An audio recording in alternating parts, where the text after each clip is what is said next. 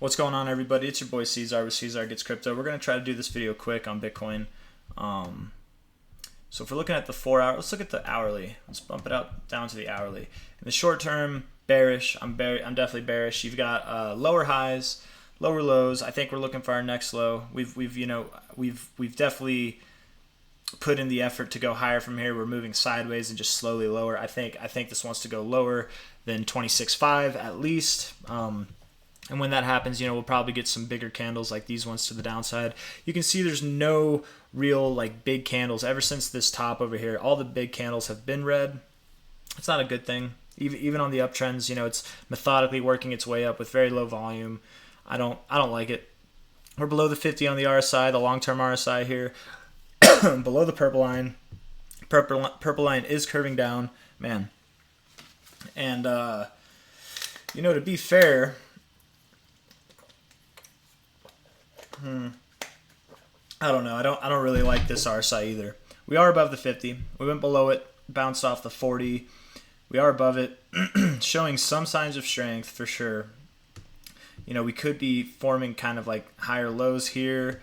We're forming lower highs here. I don't know. This could be a higher high. It could go up higher. It could. Maybe we go up to 27.3 again. Maybe something like that. Maybe we go up to this purple line and find it as resistance. I don't know. Maybe we just turn around from here. But whether it's up $200 and then down or just down from here, I am bearish on this chart for sure. On the 4 hour, we're below the 50. Price is above the purple line. This thing's just moving sideways. It's a big old nothing. It looks like it wants to curve up. It kind of is curved up right now, to be fair. But being below the 50 right here, potentially rejecting this zone. Oh, we could be finding support. If the bulls want to mess the bears up, man, this would be a good place to do it. It could go up higher. There's an hour left. It could go if it was to go up to 7,300. Actually, there might be some hope that it could go back up to 27,600, 27,700, somewhere in there. We'll see. I'll make another video at the end of the night. This will all play out by then. But at the moment, I'm definitely expecting lower. We've got lower highs, lower lows. There's no volume really. There's a little volume coming in. I don't know. This isn't the right chart to use for that, though. Let's go. Let's do BTC USDT. Yeah, volume's dying off. I don't know. There's a little bit of volume over here, but a little bit. We're in times where volume is really dying. You can see it, right? A lot of volume here, no volume over here. Just like abysmal, man. It's very, very bleak. I don't know. This day might not close red like I was thinking it would last night. It has a chance to close with a bullish engulfing candle. These next 5 hours are going to be critical, and I'll definitely make a video later tonight and show the results of this. But it'll be interesting. If it closed around here or a little bit higher, the bears would be in a position to reject this 50 level. But again, that would have to be after, because this is on the 4 hour. The bulls would find support. They broke just above it, found support on this 50. That could be some gas, man. That could be enough to where we blast through this 50 and the bulls get some hope. And then if that happens, man, if we get back above the 50 here, convincingly, not just like a little bit, but like convincingly, then the minimum of the average of a 14% drop that I had from this high to where I would expect us to drop because we went above the 50 on the RSI for a little bit, came back below it, just like we did here. The average drop that I got for the last 12 iterations was 14 to 18%. And I say 14 to 18 because 18 was with these extreme outliers that went to like 30 and 40% drops. If I took those out, it's really only 10 iterations, but that had a more realistic average of about 14%, which would put us down around $24,500, around there. 24,440, whatever. But it would be interesting. It would be interesting if the day closed around here, rejected, and went lower, because that would be rejecting the 50 is not a good thing. And I mean, once these lows are taken out, I think it's really once 25.8, 25.9, once that area is taken out, I think we're going to move lower in a very fast amount of time. We're going to start going somewhere, in between. I would think not as low. I don't think we would stop at 24.8. I think we'd actually maybe have hope of stopping around 21.5, 21.6, 21.22, 21.5 to 2200, somewhere in there. If not, we're definitely going to go as low as about 20K or lower. It depends on how dramatic this drop is, man. We are at the weaker points of the RSI.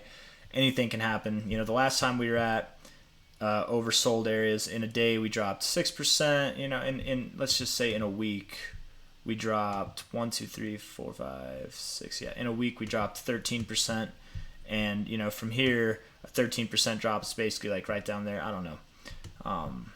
That's really not that big of a drop, to be fair.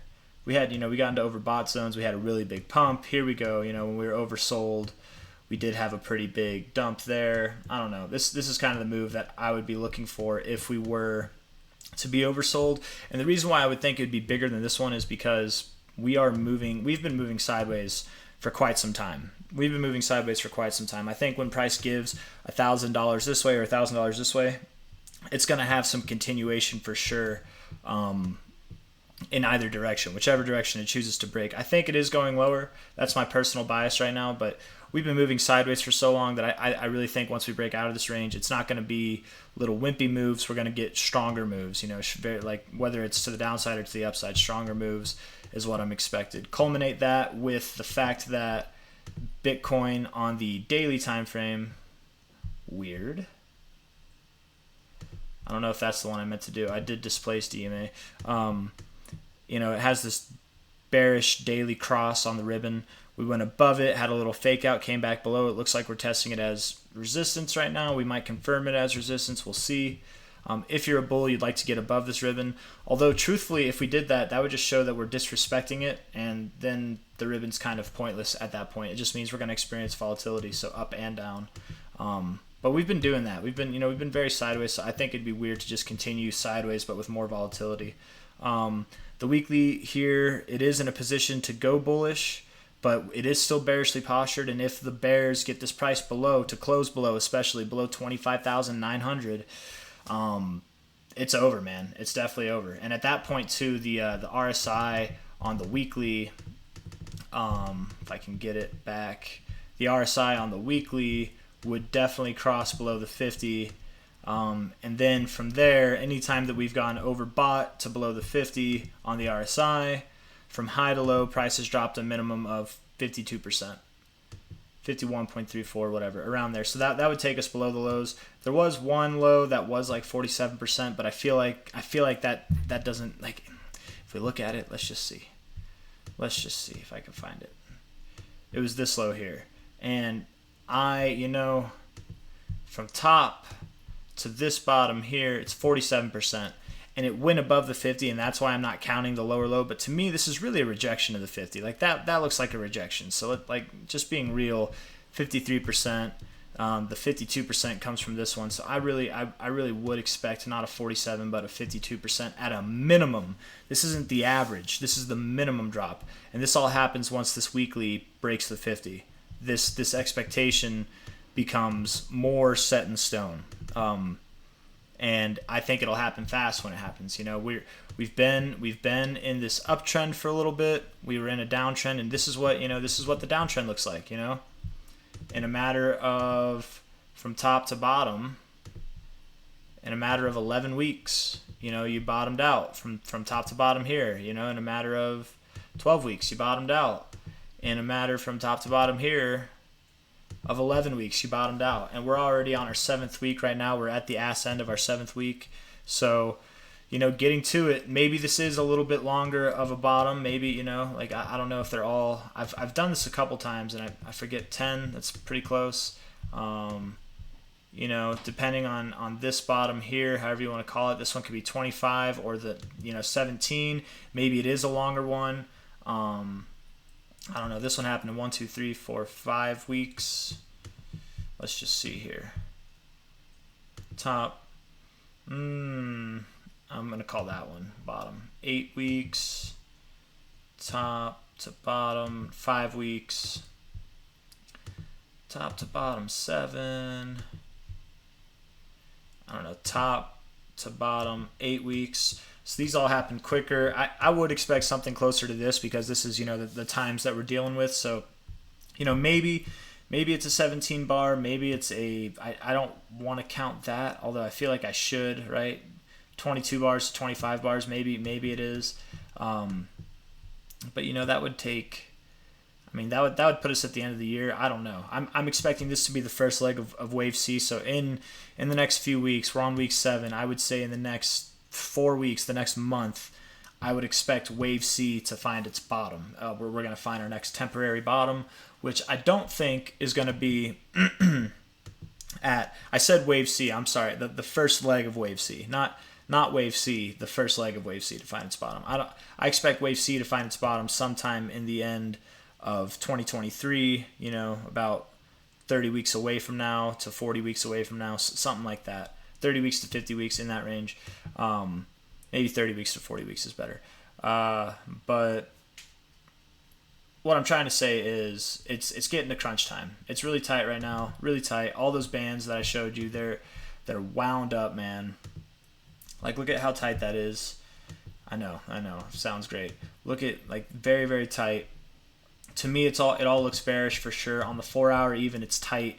We're getting ready for an explosive move. There's been a lot of this volatility, and you get this kind of disrespect when you're about to see a big move happen, and that's what it's doing. It's disrespecting this ribbon entirely. It's not regarding it at all, and that's why on the 4 hour, it's not really too significant. On the daily, it respects this ribbon a lot more. There's definitely a lot more respect for it. And if it starts acting like the 4 hour, if we get some disrespect on it on the 4 hour, then I'll eat my words on that. Then we're going to move sideways, and we're going to have a bouncy time for the next couple months. But I don't really expect that. I think that we are showing bearish posturing. I think we're going to go lower. And I just keep saying the same thing over and over again. So with that, I leave you. Thank you very much for watching. Leave a like, subscribe for more. You don't have to subscribe for more. I'm going to post it anyways, but if you would subscribe, that'd be nice. Yeah, thank you all. Have a wonderful day. Take care. Follow me on Twitter I keep doing this at the very end, but follow me on Twitter, not Greg. I am BTC Chris Harris 85. That's me. If you want to follow me on TikTok, it's Chris Harris 45. Yeah. Thank you very much. Have a good day, everybody. Take care. Bye-bye.